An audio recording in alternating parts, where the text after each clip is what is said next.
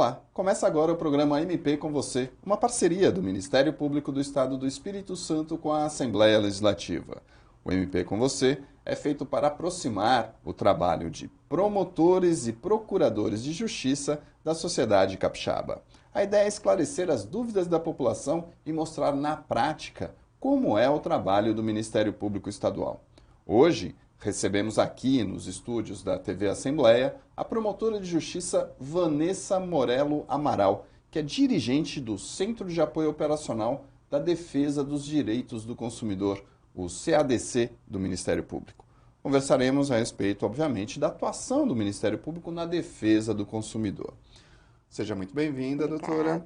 Doutora, qual que é o papel do Ministério Público quando a gente fala em proteção aos direitos do consumidor?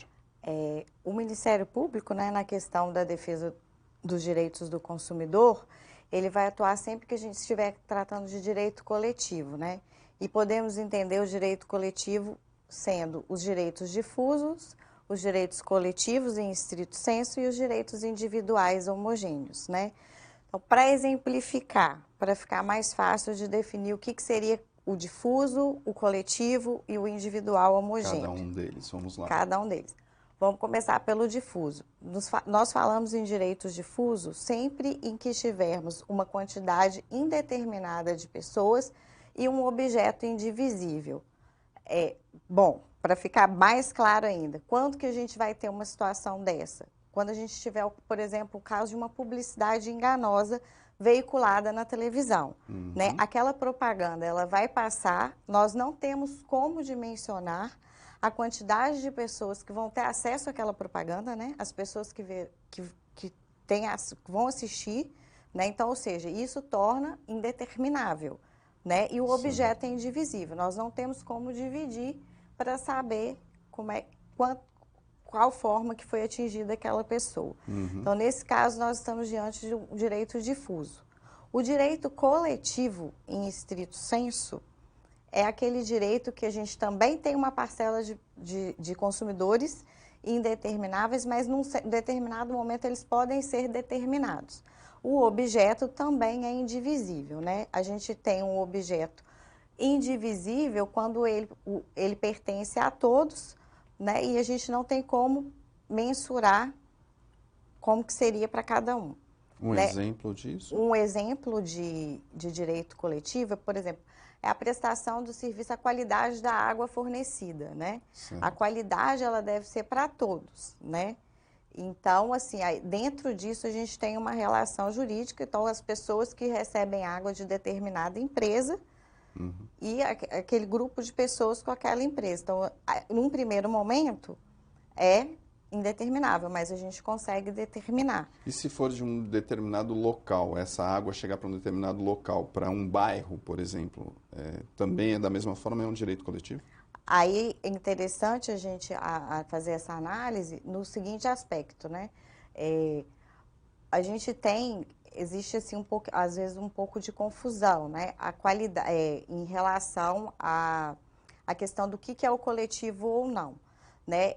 A gente depara, às vezes, com situações em que as pessoas acham que se tiver uma grande quantidade de pessoas, né?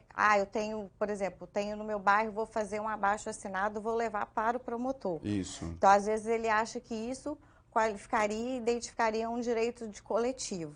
Só que não é assim, né? Então, eu digo o seguinte, para o cidadão, quando ele se deparar diante de uma demanda e que ele tenha dúvida se ela é coletiva ou não, que ele procure a promotoria, né, o Ministério Público da sua localidade, ou através dos canais de atendimento, né, o MP Cidadão ou ouvidoria, e leve essa demanda até ele. O promotor, analisando uma situação em concreto, ele vai poder dizer se se existe um direito coletivo que vai ser tutelado pelo Ministério Público, ou se esse cidadão deve procurar outros meios, né, para resolver isso.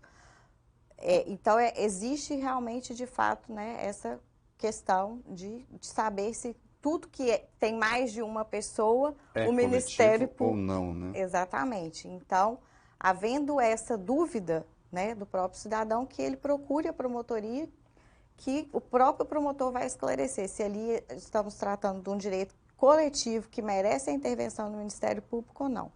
Agora, indo para o individual homogêneo. Isso. O individual homogêneo, ele aqui a gente tem um grupo de pessoas determinadas com um objeto divisível, né? O exemplo clássico que a gente tem nos livros é um acidente aéreo, né? Então, nesse caso também vai existir uma análise, né? A origem do direito é comum a todas aquelas pessoas. E o objeto é divisível, porque cada um vai ter sua parcela afetada de uma maneira diferente. Mas existe a atuação do Ministério Público. Analisando o caso concreto, né? Uhum.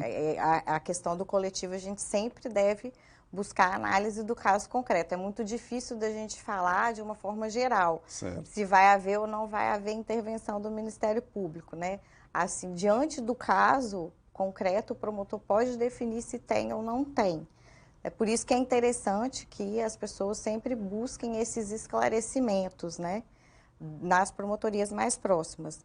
E uma coisa que eu gostaria de frisar também nesse caso é que quando a gente tiver uma demanda eminentemente individual, o Ministério Público ele não pode atuar em prol daquele cidadão. Por exemplo, na minha casa a água chegou com problema. Na sua casa a água chegou com problema. Primeiro a gente tem que ver, pode ser que a gente esteja diante de um caso individual ou de um caso coletivo, ou dos dois ao mesmo tempo. Sim. Porque às vezes a água chegou na sua casa com uma má qualidade e que outros consumidores também estão passando por isso. Então, o que é interessante fazer? Esse cidadão, ele vai até o Ministério Público e fala, olha, a qualidade da água que está sendo entregue, nos está sendo entregue, não está dentro dos padrões, por exemplo. Então, ele vai levar aquela demanda até o promotor. O promotor de justiça, ele vai pegar aquela demanda e vai abrir um procedimento. Vamos ver, então, como está sendo a qualidade da água que está sendo fornecida para a população em geral.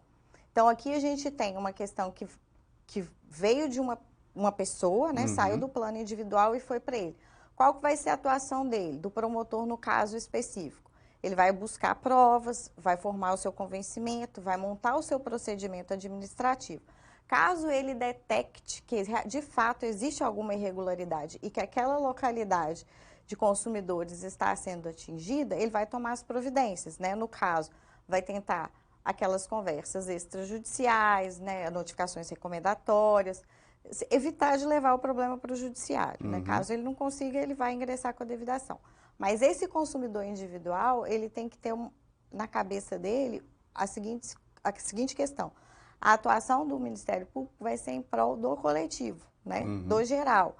O direito dele ali, às vezes a pessoa ela vai na expectativa, eu fui no promotor e o promotor não atendeu a minha demanda, porque ele acha que o promotor vai fazer algum tipo de ação, às vezes até rápida, para que o direito dele, o problema dele daquela água. E aí ele tem que ter, aqui a gente coexiste, né? Além dessa pessoa ter o direito individual dela também, existe o coletivo. Mas esse direito dela individual, da prestação, por exemplo, da água, ele fala assim, não, eu quero acionar a empresa, né? No caso, a melhor forma para ele se fazer é procurar um advogado, não tendo condição, sendo hipossuficiente, a Defensoria Pública ou o próprio PROCON.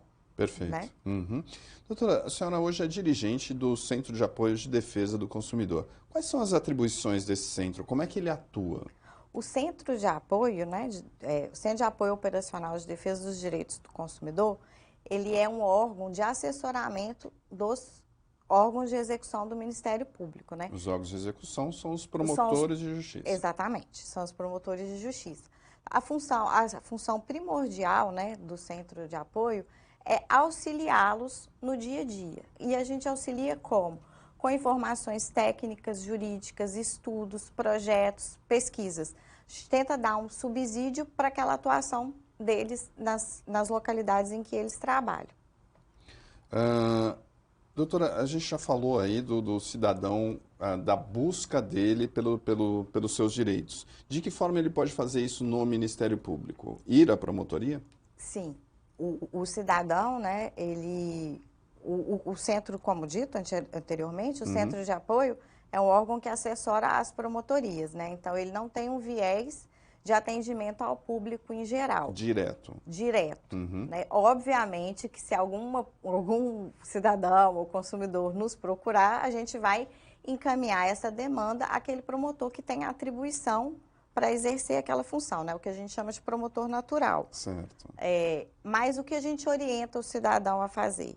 Sempre que ele tiver alguma dúvida em relação ao direito, em relação à questão se é a atuação do Ministério Público, se ele deve procurar a Defensoria ou o PROCON ou um advogado, ou ir até mesmo ao próprio juizado, ele vai ao Ministério Público, ele tem os canais, né, que ele pode procurar, ou pessoalmente, na própria promotoria de sua localidade, que existem pessoas para fazer esse atendimento e até mesmo o encaminhamento, né, e explicar se é o caso de atuação ou não. Ele pode fazer através de representação no papel, então ele escreve, né, o que ele entende que aconteceu, protocola fisicamente na promotoria, ele pode usar o MP Cidadão e ele pode usar a ouvidoria também. Perfeito. E, doutora, a senhora falou um pouco antes aí que a questão da ação, chegar à ação judicial é o último passo para o Ministério Público. Quais são os outros meios de conciliação? Atualmente, dentro do Ministério Público ou para a questão da demanda Para o individual? Ministério Público. Para o Ministério Público. Atualmente, a gente vive um cenário de um Ministério Público resolutivo, né? O que seria um Ministério Público resolutivo? É o Ministério Público que tenta resolver essas demandas, essas questões, sem a necessidade de levá-las para o judiciário. Então, vamos pegar, por exemplo, chegou uma notícia de fato, que é o que a gente chama, por exemplo, daquela primeira informação que chega, ou através da ouvidoria, ou através de representação, né, das formas que já foram ditas. Então, o promotor, com base naquela notícia de fato, ele instaura o procedimento dele, né, que aí tem as nomenclaturas dos procedimentos, mas eu acredito que não seja necessário mencioná-las. Mas ele vai instaurar o procedimento dele. Com base naquelas primeiras informações, ele vai ouvir, ele vai oficiar os órgãos, por exemplo, se for um caso de serviço regulado, vai oficiar as agências reguladoras, vai oficiar a empresa para poder saber o que está acontecendo, às vezes ouvir outros consumidores, aquilo. Chegou um determinado momento do procedimento que, de fato, ele constatou. Aqui a gente tem alguma coisa que não está certa. O que ele pode fazer para tentar resolver isso? Pode chamar aquela empresa, aquele representante da empresa e falar, olha, foi veiculada essa propaganda que está em desconformidade, está enganosa. Vamos fazer o seguinte, a partir de hoje essa propaganda tá, vamos assinar um termo de ajuste de conduta aqui, para que essa propaganda não passe mais nos termos que elas estão passando. Caso passe, sei lá, estipula um valor de multa. Certo. Então, isso é uma forma resolutiva, né? De evitar que aquele dano continue. Ou, dependendo do caso, ele pode fazer uma notificação recomendatória. É chegar para aquela empresa ou para aquele órgão, ou para aquele prestador de serviço e falar o seguinte, olha, a gente faz aquela forma de considerandos, fundamenta com base na Constituição, aí vem as questões jurídicas, né? Com base na Constituição, com base no Código de Defesa do Consumidor, com base nas leis, né, que a gente tem, bota toda aquela fundamentação, na parte final a gente recomenda, por exemplo, que aquele órgão, ou aquele prestador de serviço, ou aquela empresa se abstenha de tomar determinada atitude, Então, nessa parte, envia-se a recomendação. Então, ou seja, a pessoa, a partir dali, ela já tem ciência que aquela conduta ela não pode fazer mais, né? Mas vamos supor que fala assim, eu recebi a recomendação, mas eu vou continuar fazendo. Vou descumprir a notificação, a recomendação do Ministério Público. E o Ministério Público vai pegar e vai fazer o seguinte, bom, estamos aqui já com o procedimento todo instruído, né? Nós estamos falando de um procedimento que vão ter provas, vão ter oitivas. Então, ele vai pegar aquele procedimento com a recomendação, vai pegar, por exemplo, vai colher informações, provas de que está havendo aquele descumprimento e vai submeter, vai fazer a ação civil para o judiciário, falando, olha, o judiciário está continuando, tal, mesmo tendo ciência de que aquilo não estava da maneira que deveria ser e tal, e aí submete ao entendimento do judiciário que o procedimento vai tramitar. Perfeito. Doutora, eu vou pedir licença para a senhora um minutinho. Nós vamos aí para um rápido intervalo e nós voltamos logo mais para continuar essa nossa conversa. Lembrando que você pode participar e mandar sugestões de temas que gostaria de ver aqui. É só enviar um e-mail para imprensa@mps.mp.br. Acesse a página do Ministério Público no Facebook. Participe e fique por dentro do que acontece no Ministério Público Estadual curtindo a nossa página. O endereço é facebook.com/MP Espírito Santo. Leia também nossa revista online, a Mais MP. Basta acessar a plataforma Medium, medium.com/revista Mais MP. No próximo bloco, vamos falar do Código de Defesa do Consumidor, CDC, e das novas formas de consumo, as novas formas de relação de consumo. Nós voltamos já.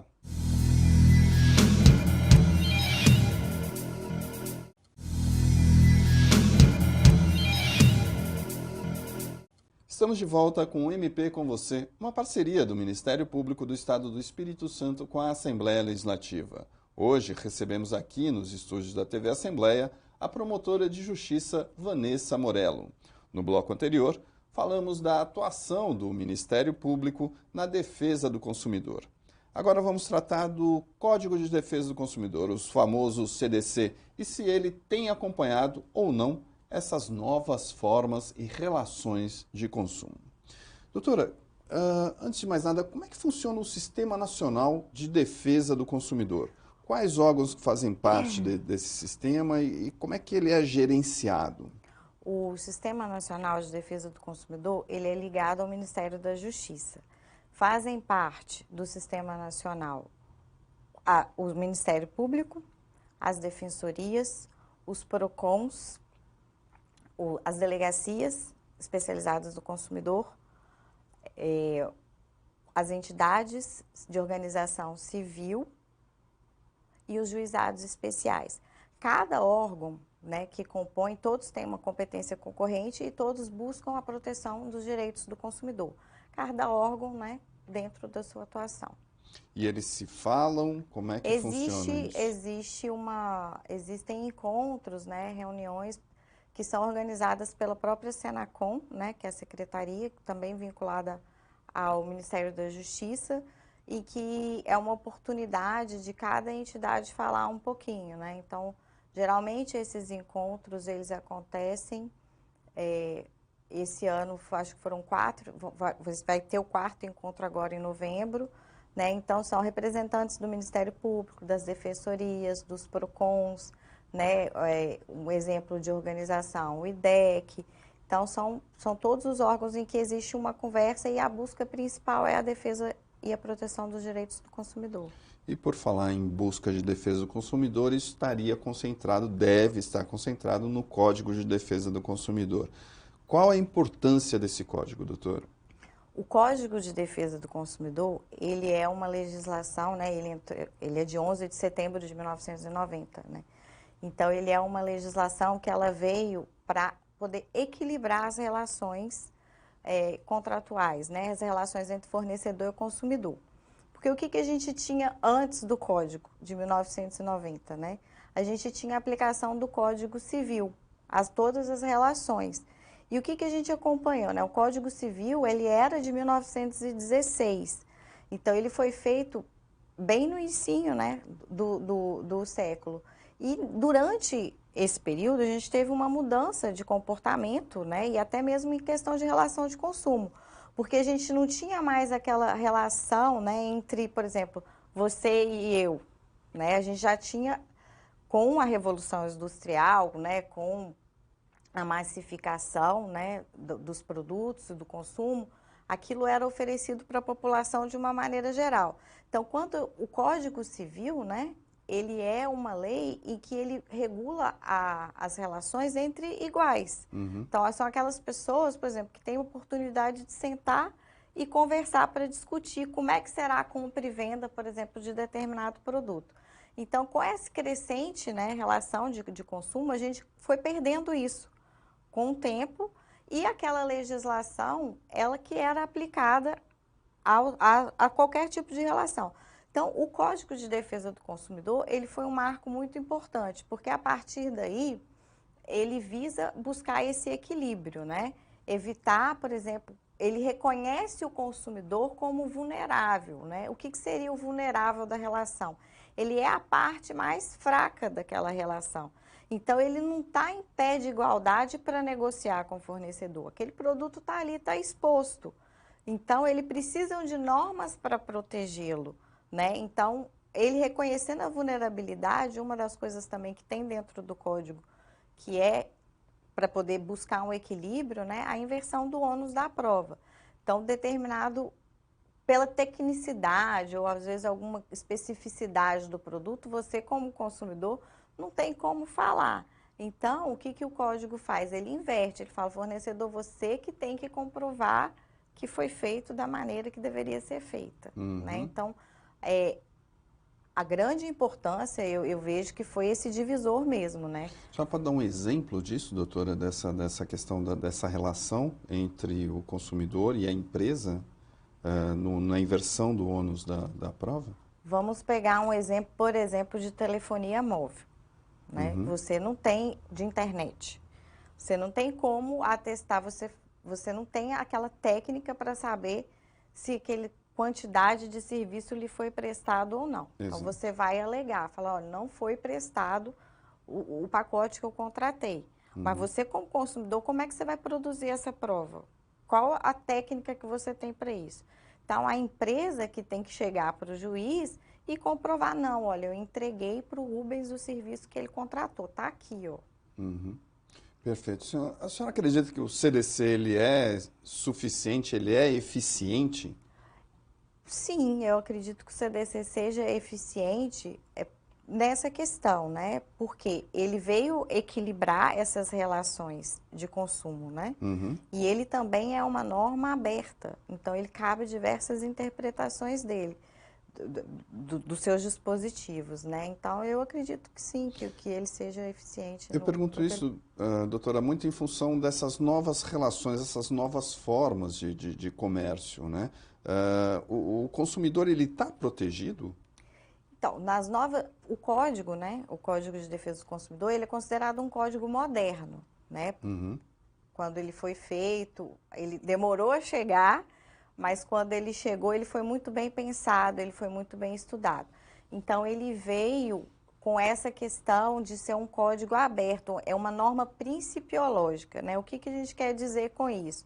Que por ele ter muitos princípios, o intérprete ele é capaz de levar aquilo além do tempo.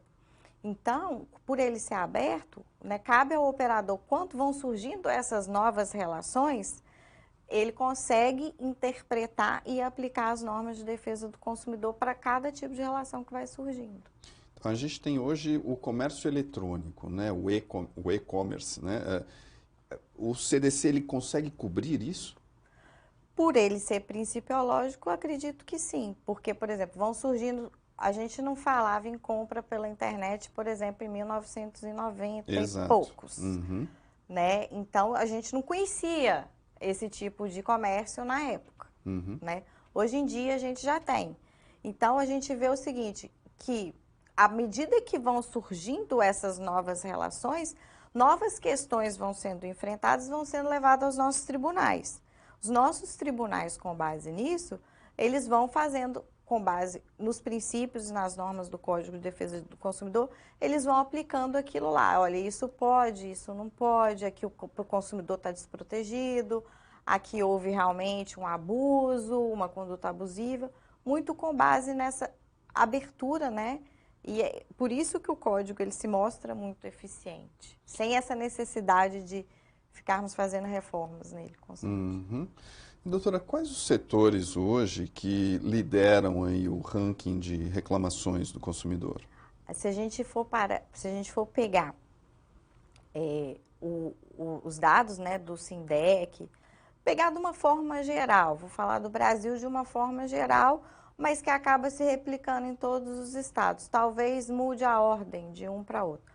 São as empresas de telefonia fixa e móvel. E aí reclamações de qualidade, de produtos? Os dados, eles falam as questões os dados que a gente teve acesso, né? Que nós pegamos com base no SINDEC, né? Que é o Sistema de Informação de Defesa do Consumidor, e também no consumidor.gov a gente conseguiu alguns dados. Então, eles falam os mais acionadas, né? Então, são as telefonias de empresa fixa e imóvel, são as questões dos bancos e das financeiras.